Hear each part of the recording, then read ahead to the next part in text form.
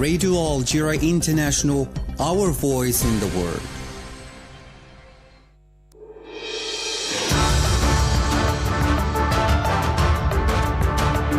This is the English service of Radio Algeria International. It's time for the news. The three candidates running for the presidential elections will begin their electoral campaign tomorrow, Thursday, last for 20 days. Algeria's permanent representative to the United Nations, Ambassador Amr Benjama, has said that the Security Council should take action and impose sanctions on the Zionist entity for its crimes. The Palestinian representative to the United Nations, Riyad Mansour, has underlined before the Security Council the need to take strict measures against the Zionist entity, which is constantly targeting Palestinians. Those were the major developments. Now the full news edition. Good afternoon. The President of the Republic, Mr. Abdelmajid Tebboune, has held wide-ranging talks with the delegation from the Republic of Niger, led by the Prime Minister Ali Mohamed Lamine Zein. During the meeting, President Tebboune and Niger's Prime Minister examined cooperation between the two countries. I had a 2-hour meeting with the head of state. Despite his extremely busy schedule, it was an opportunity for us to examine our cooperation, which is based on 3 main values: neighborliness, as we share a long border; brotherliness, as we have populations that are the same; and friendship. The Prime Minister held the close ties linking Algeria and Niger, highlighting that it was high time to give new impetus to the two countries' relations. It was high time to give a new impetus to these relations, which have received a blow, we have to admit. Niger considers Algeria as a sister, neighbor and friend country. We have been threatened to be attacked, and we felt an absence of this friendly and sister country. The explanations made by the head of state went straight to the heart, and we appreciate that from the head of state. Niger said its will to collaborate with Algeria using their combined resources and shared commitment to sovereignty to benefit both nations. Niger is a country of enormous wealth. Algeria, which has a comparative advantage in terms of expertise and experience, could obviously join our country so that together we can develop these riches, which are on both sides, and so that our respective populations can benefit from them. And we can say that grey areas that prevailed until now have more or less disappeared. Niger has chosen a path that of being extremely jealous of its sovereignty, but Niger also observes this state of mind in Algeria. Algeria has always refused to allow anyone to interfere in its internal affairs. Niger's Prime Minister Ali Mohamed Lamine Zein has left Algiers at the end of a 3-day official visit. The Secretary-General of the Ministry of Foreign Affairs and the National Community Abroad, Lounès Magraman, has held bilateral talks with the United Nations Under Secretary-General for Political Affairs and Peacebuilding, Rosemary DiCarlo, and the President of the Peacebuilding Commission, Brazilian Ambassador Sergio Danis, as part of his bilateral meetings held on the sidelines of his participation in the high-level debate on the reform of the Security Council. The meeting with the UN Secretary-General and the Secretary-General provided an opportunity to exchange views on various issues on the Security Council's agenda, with particular emphasis on issues concerning our region and current Arab and African issues. The President of the Republic, Mr. Abdelmajid Tebboune, has sent a message of condolences to the Emir of the State of Kuwait, His Highness Sheikh Mishal Al-Ahmed Al-Jabir Al-Sabah, following the death of the Dean of the Al-Sabah family, Sheikh Salim Al-Ali Salim Al-Mubarak Sabah. The President of the Republic extended his sincere condolences to His Highness and to the entire Al-Sabah family, assuring him of his sympathy and compassion. The 3 candidates running for the presidential elections will begin their electoral campaign tomorrow, Thursday, to last for 20 days. The 3 candidates for presidential elections must present their electoral programs in strict compliance with the provisions governing the development of the electoral campaign. In anticipation of the electoral appointment, the Independent National Electoral Authority had recalled the rules and legal provisions that each candidate must abide by the electoral rules. And now Algeria's permanent representative to the United Nations, Ambassador Amr Benjama, has said during a meeting of the Security Council devoted to the situation in the Middle East, notably the Palestinian question, that the Security Council should no longer content itself with counting the martyrs in Gaza, but should take action and impose sanctions on the Zionist entity for its crimes. Asia Bakar has the details in this report.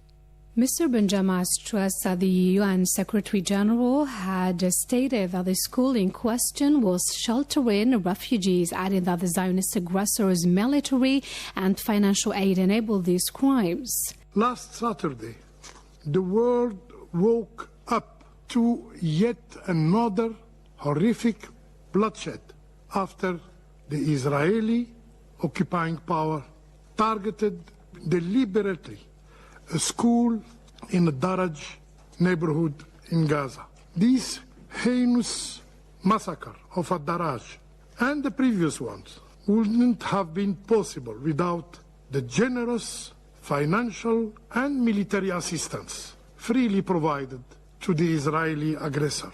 More than 100 innocent lives were sacrificed in Daraj, among them women and children, in addition to the nearly 40,000 Palestinian martyrs so far. Mr. Benjama stressed that negotiations should not be more complicated by adding new conditions every time. There is no room for delaying or over-complicating negotiation by adding new conditionalities or new demand. Engaging in good faith in the initiative of President Biden is paramount to achieving the long-awaited ceasefire. Our Council has been constantly fooled and disregarded, while an entire population has been subjected to a collective punishment. The school was nothing but a dilapidated place that hundreds of families have taken refuge in. The Algerian representative also pointed out that the Zionist entity was deliberately obstructing Security Council Resolution 2735, calling for an immediate ceasefire in Gaza. Condemnations have poured in from across the Arab world following an incursion by Israeli ministers and illegal settlers into Al-Aqsa Mosque in occupied Al-Quds. Over 2,200 settlers forced their way into the flashpoint site on Tuesday to commemorate the Jewish Day. The representative of the Hamas movement in Algeria, Youssef Hamdan, said the Israeli occupation is provoking the feelings of Muslims all around the world. What is happening in the Al-Aqsa Mosque is a Zionist violation. The Israeli occupation is moving forward with the aggression against our Palestinian people, our country, and our holy places. This is a provocation of the feelings of Muslims all over the world, as there is a desecration of the first of the two Qiblas and third of the two holy mosques. We believe that what is happening today in the holy Al-Aqsa Mosque, in parallel with the crimes in Gaza, require a serious stance from the international community and the United Nations to restrain and deter this occupation. We will keep waving the Palestinian flag. We will stay as one man in the face of the occupation. They will not see us broken, and we will not give up the Al-Aqsa. Our lives are devoted to our holy places. That was the representative of the Hamas movement in Algeria, Youssef Hamdan. Still in our Palestinian file, the Palestinian representative to the United Nations, Ambassador Riyad Mansour, has underlined before the Security Council the need to take strict measures against the Zionist entity, which is constantly targeting Palestinians and committing crimes, notably in the Gaza Strip. During Tuesday's emergency session of the UN Security Council on the recent Zionist escalation in occupied Palestine, including the targeting of the El Tabeen school in the El Darraj neighborhood, Riyad Mansour expressed his disapproval of the Council's inability to act to put an end to the Zionist aggression. He went on to say that nothing can justify the actions of the Zionist entity, which ignore the Council's condemnations and resolutions. The Palestinian diplomat called for sanctions to be imposed on the perpetrators of war crimes in order to put an end to the genocide of which the Palestinians are victims. The death toll of the Zionist genocidal aggression against the war-stricken Gaza Strip has risen to 39,965 martyrs and 92,294 wounded since October 7, 2023.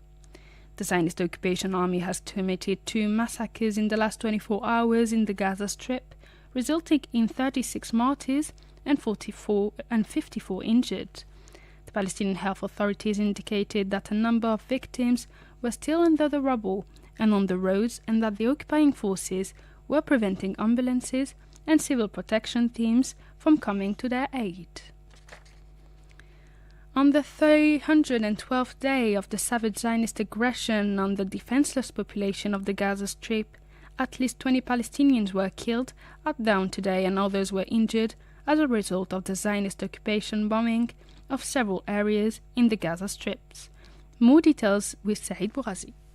In Nusayrat camp in the central Gaza Strip, 7 citizens were killed and others were injured as a result of the occupation's bombing of a house owned by Abu Nada family. In the city of Khan Yunis, 4 Palestinians were killed as a result of the occupation's bombing of a residential apartment belonging to At-Tawil family in one of the Hamad towers, while 2 citizens were killed and others were injured by the bullets of the occupation army snipers in the town of Beni Suhaila, east of the city. 3 citizens were also killed and others were injured in an occupation raid that targeted a house in El Maghazi camp in the central Gaza Strip, while 2 citizens were killed and others were injured as a result of targeting a residential apartment in Beit Lahia project in the northern Gaza Strip. Earlier, 10 Palestinians, members of the same family, were killed in a raid by the Zionist occupiers in the Gaza Strip,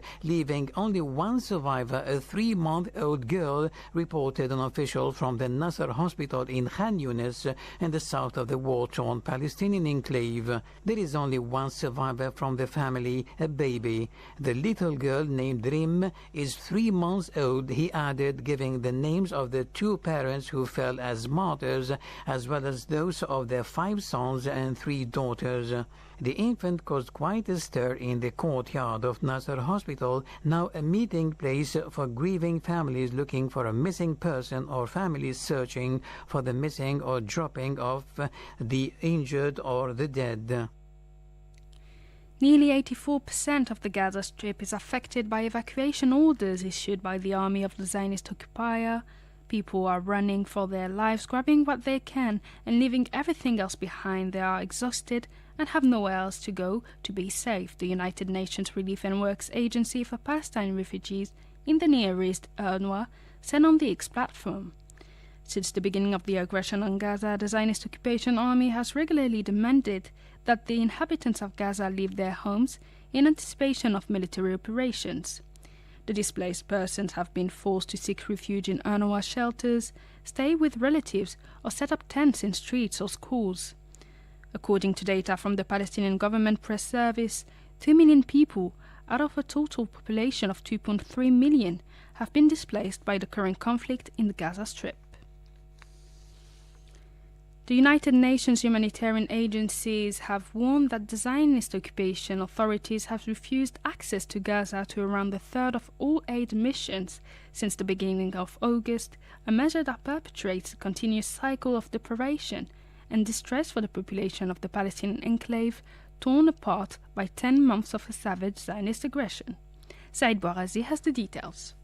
The latest situation report from the United Nations Office for the Coordination of Humanitarian Affairs, OCHA, notes that the difficulties of access due to the intensity of the hostilities, the division between the North and the South, and the frequent evacuation orders are seriously hampering vital humanitarian assistance to hundreds of thousands of vulnerable people throughout the Gaza Strip. Between 1st and 11th August, the Zionist occupier refused access to northern southern Gaza to 32 of the 85 coordinated humanitarian aid missions. 13 others were obstructed by the Zionists and 6 were cancelled for logistical security reasons, according to OCHA. In addition, of the 122 coordinated humanitarian aid missions in the southern Gaza Strip, 36 were refused, 8 obstructed and 15 cancelled. In total, the refused missions, numbering 68, represent approximately one-third of the missions planned since 1st August. OCHA said that the blocking of aid missions undermines efforts to meet urgent humanitarian needs.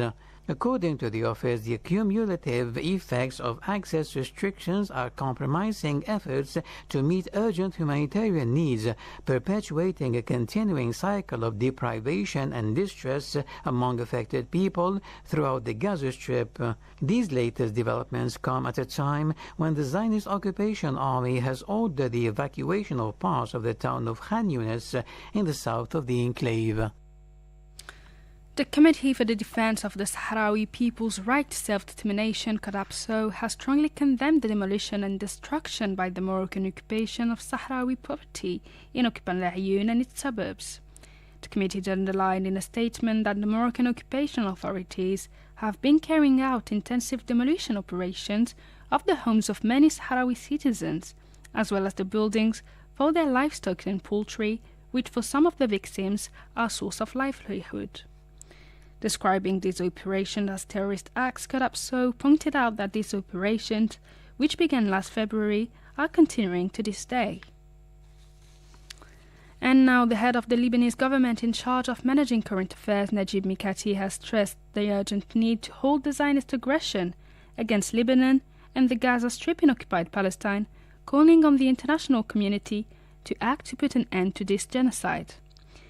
Najib Mikati declared in his speech that the start of the cabinet session that with the escalation of the war, the increase in tensions and the persistence of the Zionist enemy in committing massacres, as a government they affirmed their support for Lebanon's right to liberate its territory and preserve its sovereignty. He continued saying that they strongly condemn the massacre committed by the Zionist entity in Gaza against innocent people, and that they call on the conscience of the world to act to put an end to the organized criminal genocide. In the UK, dozens of people are appearing in court following the worst violence disorder that the UK has seen in more than a decade. More details in this report by Yassia Bakar. Those sentenced include a man who assaulted a female police officer at a counter-protest, and a haulage firm was involved in rioting outside a hotel housing asylum seekers. More than 200 people have been charged with violent disorders and 30 with assaulting an emergency worker. The overwhelming majority of those involved are men. The violence in towns and cities across England and in Northern Ireland has been fueled by misinformation online, the far right, and anti-immigration sentiment. Meanwhile, police in the United Kingdom say they have arrested a man after stabbing in London's Leicester Square that left an 11-year-old girl needing hospital treatment and a 34-year-old woman with minor injuries. The police said the incident on Monday in the central London Square, an area popular with tourists, was not being treated as terror-related. The police said an urgent investigation is now ongoing and detectives are working to establish the details around exactly what happened. The stabbing occurred as the UK is on edge after violence over the past week saw crowds spouting anti-immigrant and Islamophobic slogans and clashing with police. The UN Security Council is meeting today for a public briefing, followed by a close consultations on South Sudan and the latest report of the Secretary-General on the United Nations mission in South Sudan, UNMISS. That's it for today's news bulletin. I invite you now to listen to a special program by my colleague Jamil Salmani. Stay tuned on Radio Algeria International.